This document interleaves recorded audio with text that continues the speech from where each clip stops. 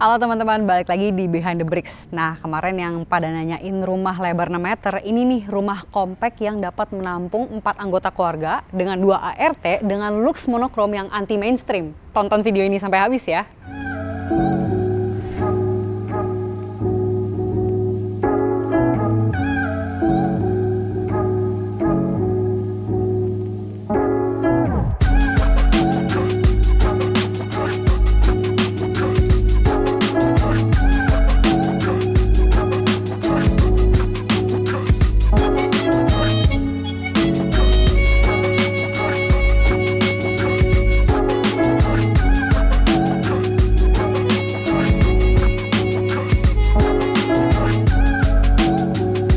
Halo teman-teman, sekarang aku udah bersama dengan Pak Riki dari Indrawan Design Works dan kita lagi ada di DA House nih. Hari ini aku pengen tanya-tanya Pak soal DA House ini mulai dari luas tanah dan luas bangunannya berapa Pak? Oh iya, oke.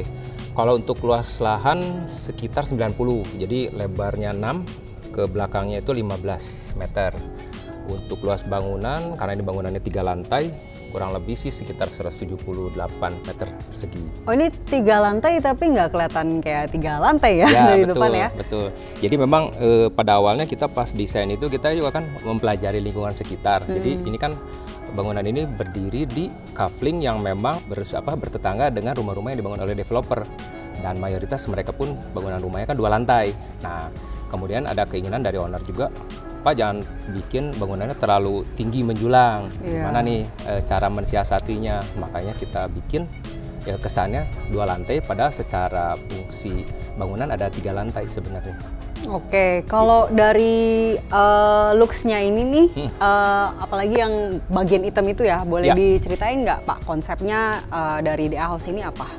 Oke, kalau untuk stylenya sendiri sebenarnya kan industrial ya secara keseluruhan, walaupun memang banyak menyelipkan unsur modernnya juga. Nah ini keunikannya memang dari sisi klien ini awalnya, jadi dia sudah sempat bilang ke saya bahwa dia tuh sebenarnya lebih menyukai warna-warna yang antara hitam, putih, abu-abu. Jadi dia malah nggak menyukai warna-warna misalnya warna kayu, coklat, dan lain-lain. Nah itu menurut saya ya satu tantangan juga ya, makanya kita padankan berbagai material dengan warna-warna yang cenderung monokrom. Jadi memang tema yang ingin kita tonjolkan sih semacam monokrom house lah ya. Yang lebih cool tone-nya. Ya betul. Kalau si atap hitamnya ini pakai material apa Pak? Atap hitam ini kita pakai bitumen atau kita banyak nyebutnya atap genteng aspal lah ya. Terus ini tuh kayak dimiringin bener-bener. Ya agak ekstrim. Hampir betul. Vertikal ya? Ya hampir vertikal, benar. Nah itu di baliknya itu kita sediakan ada ruang lagi. Nah itu yang tadi di lantai 3. Oh itu yang buat menutupi si lantai 3 ya? Ya Betul. Nah kalau misalnya pakai atap bitumen ini yang warnanya hitam pekat nih, suka banyak yang tanya, emang nggak, dia kan menyerap panas ya? Emang nggak bikin ruangan di belakangnya tuh panas? Nah jadi sebenarnya kalau saya tanya dari si suppliernya, jadi bahwa atap bitumen itu selain memang dari sisi materialnya juga tahan api. Terus kemudian dari sistem istilahnya penyerapan mataharinya juga sebenarnya nggak sebanyak yang diperkirakan. Jadi memang dia juga ada yang memantul walaupun ada yang terserap. Nah untuk mengatasi panasnya matahari ke dalam, kita ada gunakan lapisan heatproof di belakangnya. Oh jadi gitu. nggak langsung ke dinding ruangan yang di dalam ya? Betul. Nah dan semoga terjawab ya tuh teman-teman. Untuk mengurangi itu berisik juga, kadang kan bunyi air hujan, rintik hujan kan lumayan ganggu ya. Nah jadi heatproofnya sendiri juga bisa berfungsi untuk ini. Mengurangi kebisingan ya. Oke. Betul. Nah kalau di area depan ini ada area apa aja nih Pak? Boleh dijelasin nggak? Kalau dari mana? Dari fasadnya? Dari area carport ini boleh. Oh ya boleh. Kalau ini memang permintaan dari awal kan menginginkan di depan tuh carport bisa memuat 2 mobil. Yang satu ukuran yang lumayan besar, satu kecil. Kalau untuk taman memang kita harus sediakan, jadi jangan sampai juga satu rumah itu kelihatannya kering gitu ya. Tetap harus ada nuansa hijaunya di depan. Iya. Terus palingan kita ada main kombinasi ini dari homogeneous style sebenarnya. Ini kita bikin pola custom ya supaya bangunannya juga nggak terlihat terlalu monoton. Nah kombinasinya juga selain ini ada cat, kemudian ada panel juga, panel dari ini GRC. Panel GRC yang kita cat gitu. Biar karena kan warnanya udah monokrom doang Monokrom, gitu. Kalau cenderung gelap misalnya kayak juga cuman kadang. mainnya bener-bener solid, mulus, Nah, kayak ngebosenin banget iya, ya. betul. Nggak ada teksturnya, nggak ada permainan, apalagi kalau kena lighting dan lain-lain kurang kan. Nah, Iya, itu. benar-benar. Jadi makanya kita gunakan beberapa material yang kalau secara teksturnya menarik ya kita coba aplikasikan. Lebih main di pola ya berarti Ya, ya. benar. Oke, kalau ini di depan sini ada, ini apa nih Pak? Storage kah atau apa? Nah ini kan sebenarnya kaca ini tuh di baliknya ini ada tangga menuju ke lantai 2 gitu. Nah karena ini secara luas bangunan juga kalau bisa dibilang nggak terlalu besar sih ya. Compact ya? Ya, compact. Jadi kita sebisa mungkin memaksimalkan pemanfaatan ruang nih. Contoh ini di balik tangga ini kan di bawahnya pasti ada ruang kosong kan. Nah ini kita manfaatkan yang di bawah itu tuh untuk penyimpanan sepatu. Nah yang di balik ini tuh ada kandang kucing. Oh, ada kandang kucing. Iya, karena memang kebetulan ya penghuninya juga pecinta kucing sih. Oke, Gitu. oke. Jadi kita taruh kandangnya di bawah tangga. Pokoknya kita optimalkan space-nya sedemikian rupa lah. Karena di bawah tangga aksesnya cuma dari depan ya Dari sebenarnya. depan, betul. Sama dari samping juga bisa. Ini untuk ukuran 6x15 ini, aku lihat pintunya ini yang pintu utamanya. Kenapa sih lebar banget dan tinggi banget? Sebenarnya kalau untuk terakhir kita bikin perencanaan rumah pun rata-rata pintu yang kita bikin memang maunya kesannya megah, lebar, terus tinggi. Selain dari fungsinya juga untuk memudahkan kita untuk memindahkan barang, masukkan barang kan lebih gampang ya. Kemudian juga ya kesan megahnya tadi tuh yang ini kita dapat gitu. Sebenarnya sih lebih ke situ. Ini tuh maksudnya dilihat ukuran dari pintunya berarti di dalam tuh ceilingnya lumayan tinggi ya? Ceiling lumayan di 3,20 meter lah kurang lebih. Lumayan tinggi loh itu. Iya gitu. Oke. Iya. Mau cek ke dalam? Boleh kita Ayo, lihat interiornya ayo, mari ya. kita lihat. Ini kita sudah di dalam ya. Oke, saya mau ceritain untuk ruangan yang ada di dalam sini. Jadi dari pintu masuk yang pertama dijumpai ya living room. Jadi ini fungsinya memang sekaligus untuk terima tamu juga. Kemudian ya itu untuk kumpul keluarga dan lain-lain bisa di sini. Kan ya dilengkapi ada TV juga sekalian. Nah ini ruangannya menyambung dengan dining room. Oh, oke. Gitu. Ini Jadi, berarti langsung kayak terbuka aja ya? terbuka aja justru dengan situasi lahan yang nggak terlalu besar, kalau kita banyak kasih sekat juga nggak enak ya. Jadi memang kita kesannya pengennya plong sih. Dan ini looks-nya monokrom banget. Banget, iya. Jadi dari sisi pemilihan material, terus warna-warnanya dari railing, plafon semua memang kita sesuaikan sih. Bahkan sampai ke itunya pun furniture ya interior semua juga warnanya nuansanya keabu-abuan gitu. Nah, paling beberapa dikombinasi untuk furniture-nya sedikit lebih abu, misalnya meja hitam, yaitu istilahnya kita padu padankan aja supaya lebih harmonis serasi. Kalau si looks monokrom ini sebenarnya ada alasan tertentu nggak kenapa owner pilihnya monokrom gitu? Oh, gini. Jadi pas pertama ketemu saya, nah dia kan juga ada menceritakan kisah sebelumnya lah ya. Jadi sebelum untuk rumah pertamanya kan sebenarnya rumah dari developer. Terus kemudian dia lihat tuh banyak menggunakan nuansa kayu, coklat. Tapi itu pun kayunya juga ternyata bukan kayu real ya, kayu solid, kayu artifisial yang dimana pas dilihat ya terlihat terlalu fake lah ya. Makanya untuk rumahnya yang sekarang ini dia pengen bangun ya yang sesuai dengan keinginannya lah, pasti gitu. Makanya terbentuklah rumah ini dengan gayanya yang kuat di monokromnya. Dan nggak terlalu mainstream juga ya kalau monokrom ya? Iya, betul. Justru menurut saya ini cukup unik dan buat kita juga salah satu karya yang baru lah ya dengan warnanya seperti ini. Gitu. Oke. Iya. Nah kalau ini ruang apa nih Pak? Nah ini yang tadi saya bilang, jadi kalau dari luar kan untuk maintenance-nya kandang kucing, betul. Nah ini di bawah tangga ini kita manfaatkan sebagai kandang kucing. Oh ini bisa Ada dibuka pintu gedenya bisa ya? dibuka. Oh ada pintu kecilnya. Iya. Dia ini keluar Masuk kucingnya di situ, ya betul. Loh kucingnya di mana? Nah itu kucingnya. Oh kucingnya harus monokrom Iya juga betul. ya? Ternyata kucingnya juga hitam juga. Berarti emang selera ownernya benar-benar monokrom sekali. Iya kuat banget. Oh iya. Unik lagi. Oke. Nah tadi saya ada yang belum saya ceritakan. Jadi kalau pencahayaan dari depan sih pasti cukup ya ke dalam. Nah cuma kan untuk di area belakang kan pasti akan terasa gelap kalau kita nggak buat bukaan. Makanya kita sediakan ada inner yard nih di samping. Oh iya. Jadi di siang hari matahari masih cukup masuk, kemudian air hujan juga nembus ke bawah. Nah ini bisa menerangi area dining. Nah di paling belakang itu ada area servis. Oke. Ya, nah ini ada keunikannya juga nih yang mau lihat. Kalau dilihat dari sini, nggak kelihatan kan ada bangunan kan di belakangnya. Iya, kelihatannya kayak sampai sini Sampai aja sini aja ruangnya. mentok kan. Nah, Benar-benar. sebenarnya di balik ini tuh ada lagi. Nah, ini kita tempatkan ruang servis. Oke. Cuma kita siasati ya dengan dengan membuat hidden door nih di sini. Oh iya ya. Gitu. Mau lihat ya? Boleh. Tapi dengan lux monokrom ini emang jadi clean banget ya. Iya, betul. Nah, gini. Oh, ini area dapur kotor. Ya, dapur basahnya di sini. Terus juga yang tadi innernya tuh bisa kelihatan dari sini.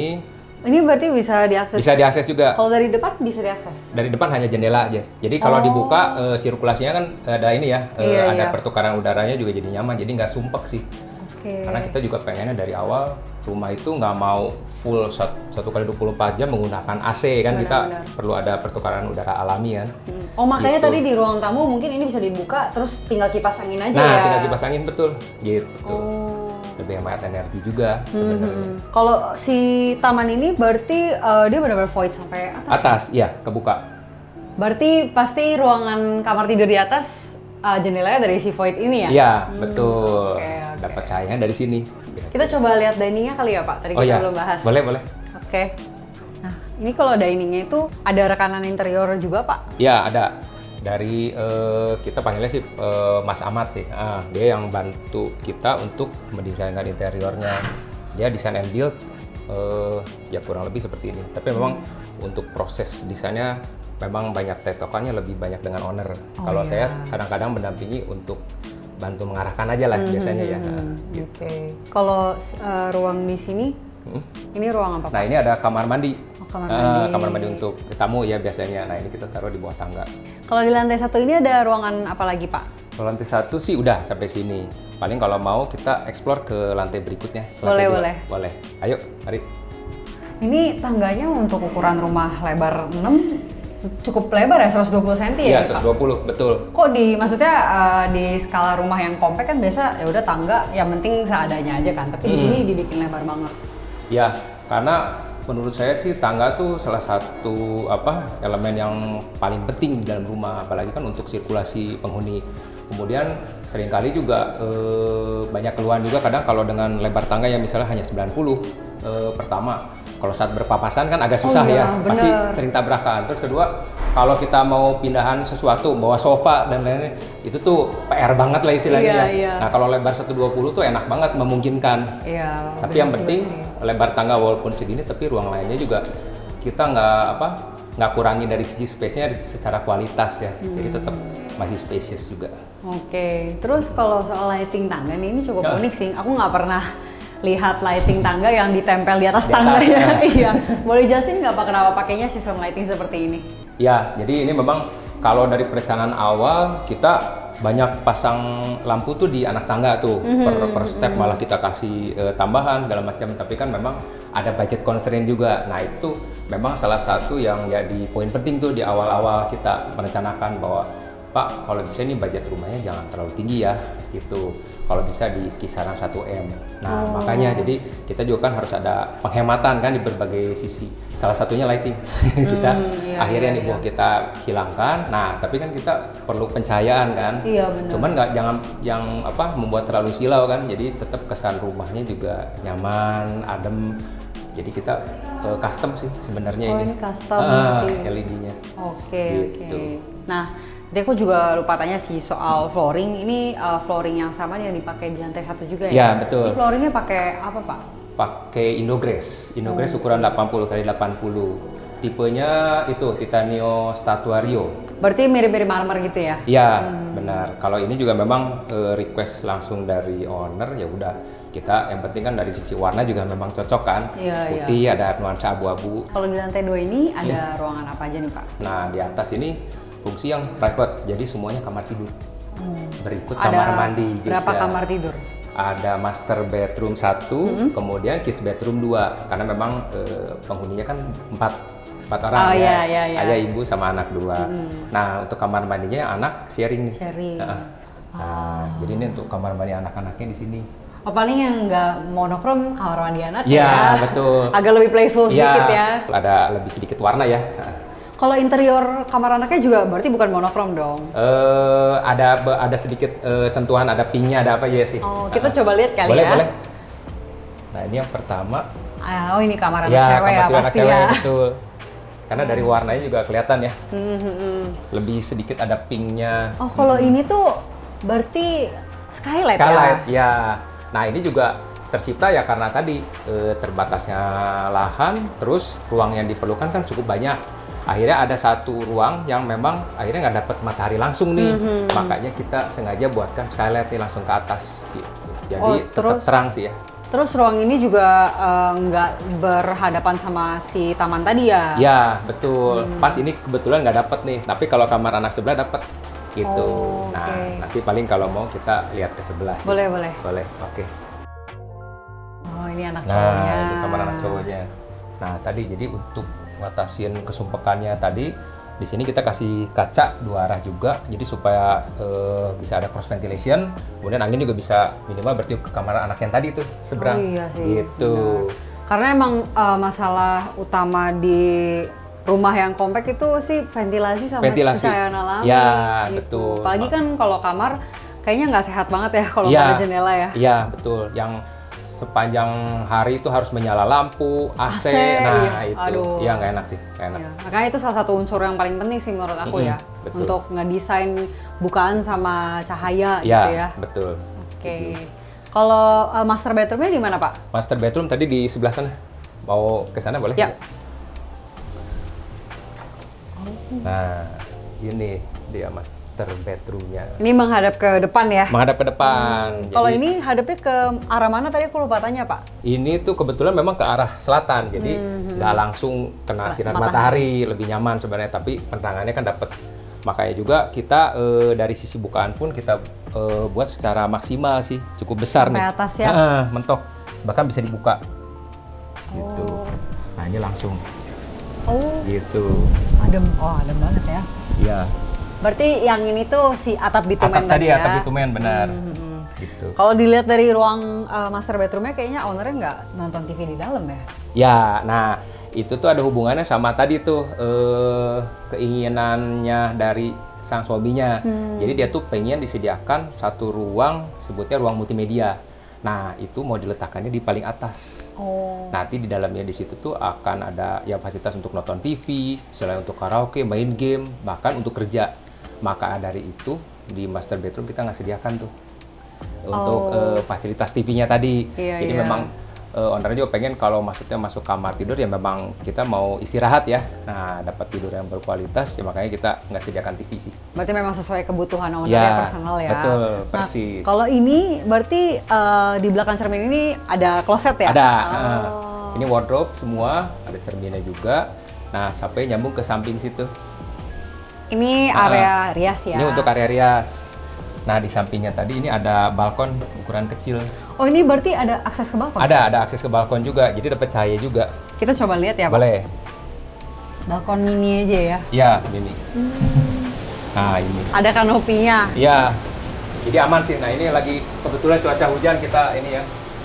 Kita lihat masih aman walaupun ada tampias sedikit.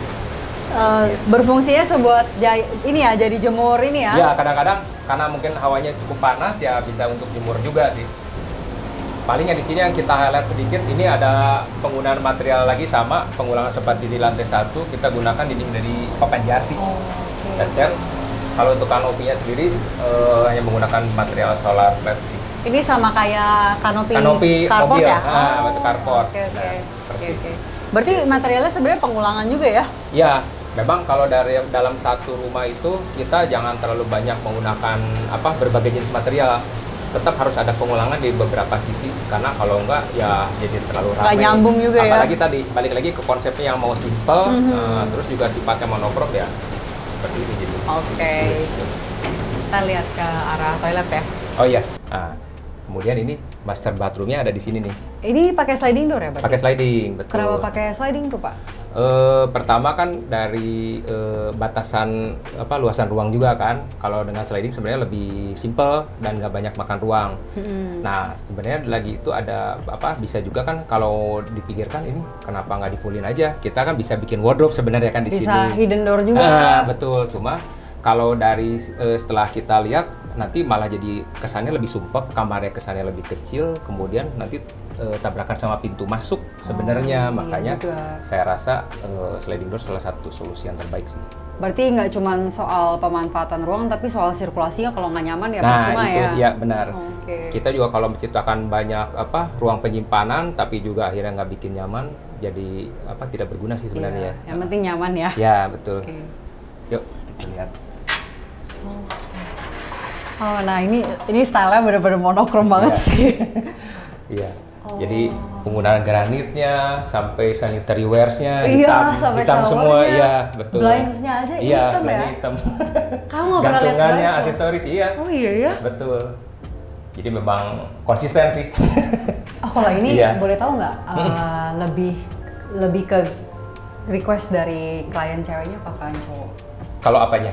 Lux monokrom. Oh, karena biasanya kan cowok yang menginginkan lux monokrom. Nah itu justru uniknya malah dari ibunya sebenarnya yang menginginkan ini. Dari ibunya. Iya betul. Makanya saya lihat boleh juga sih kita kalau maksudnya mau coba eksperimen dalam rumah ini, dan ternyata hasilnya sih oke sih, saya suka. Tapi kalau cewek emang kalau ngotot ya emang lebih bener-bener ngotot ya. Kalau monokrom ya semuanya jangan nanggung gitu. Jangan nanggung-nanggung. Sampai kucing aja monokrom. Nah, kembali lagi yang tadi ya. Idealis banget ya. Betul. Oke. Kalau di area lantai 2 ini ada kamar lagi? Lantai 2 udah cukup. Jadi cuman kamar tidur anak 2, kamar mandi sama master bedroom. Kalau yang ruang multimedia itu di mana Pak? Nah itu adanya di lantai 3. Kita coba lihat. Boleh. Oke. Ya, mari. Kalau ini yang di atas ini skylight atau lighting Pak? Nah, jadi ini tuh memang salah satu solusi untuk menambah cahaya di dalam.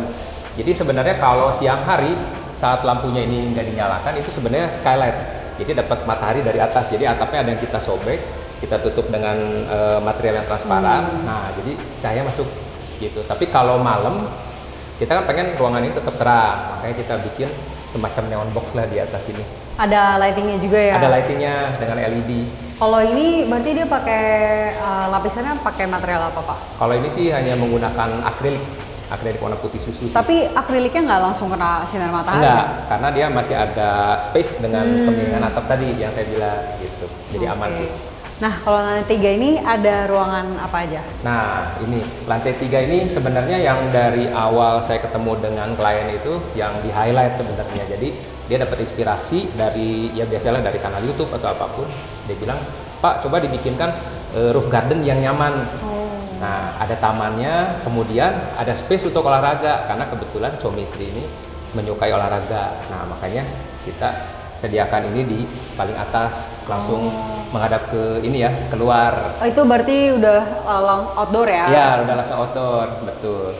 Ini ada alat gym, treadmill, nah tamannya ditaruh di belakang.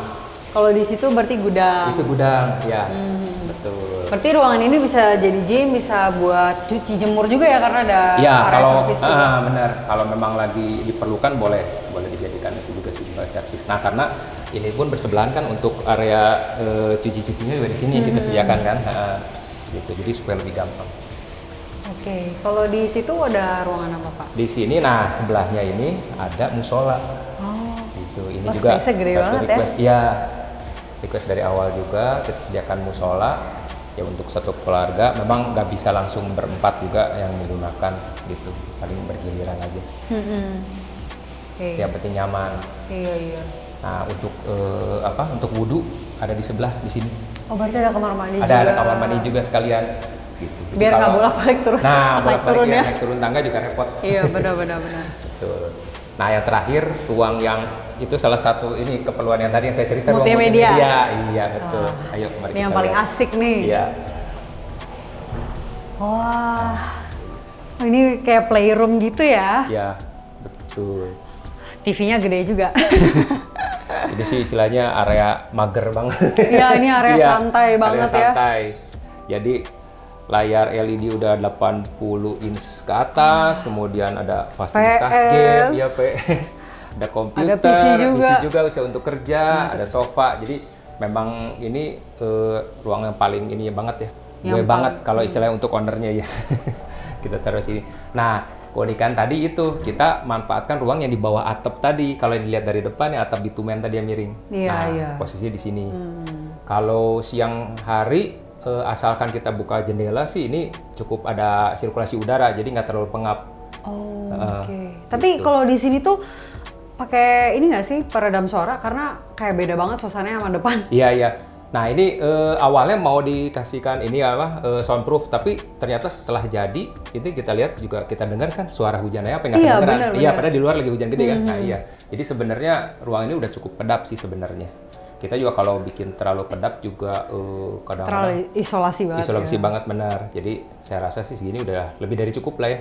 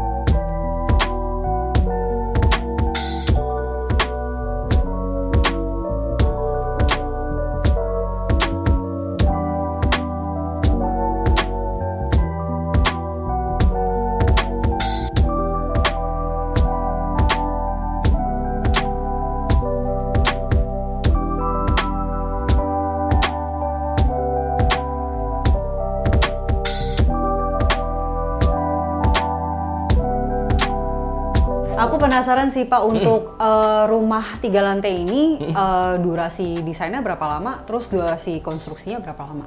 Oke, kalau desain sih dari awal terus sampai gambar lengkap sampai jadi itu kurang lebih 2,5 bulan lah. 2,5 bulan. Kurang lebih. Nah untuk proses konstruksi dari nol ya, dari mulai pondasi sampai bangunan hitam, kemudian finishing itu 1 tahun. 1 tahun. Kemudian baru masuk interior, kurang lebih sekitar 3 bulan lah. Gitu, kurang lebih. Kalau rumah ini kayaknya lebih banyak di interiornya yang dimainin ya? Ya, betul. Pasti. Kalau challenge dari proyek ini apa Pak? Mungkin dari segi desainnya kah? Dari segi menanggapi request ownernya? Ya itu, kalau yang dari awal dikasih brief sih, dari pertama kan kita lihat dari luasan lahan, kemudian dengan luas lahan segini, terus pas kita list kebutuhan ruangnya, wah lumayan banyak. Iya, betul. Makanya mau nggak mau 3 lantai memang kita harus buat setinggi itu. Kemudian juga dari sisi tadi pemilihan material kan, yang bisa memenuhi itu tadi kesan monokromnya tadi. Nah itu juga jadi satu tantangan sebenarnya sih, gitu. Sama ini. Ada cerita juga, jadi di rumah pertamanya pun ini sempat bilang bahwa sirkulasi udaranya di sana tuh gak enak banget. Jadi kalau masak atau apa tuh baunya balik lagi ke dalam.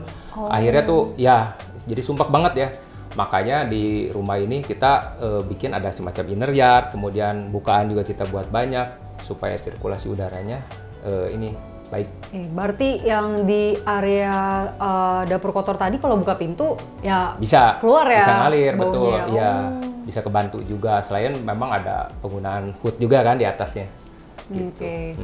Nah Pak, mungkin dari rumah ini ada yang pengen disampaikan nggak ke audiens nih, yang calon-calon homeowner yang mungkin mau bangun rumah ataupun renovasi dan kebetulan punya ukuran tanah yang mirip-mirip gitu? Mirip-mirip, oh ya. Oke.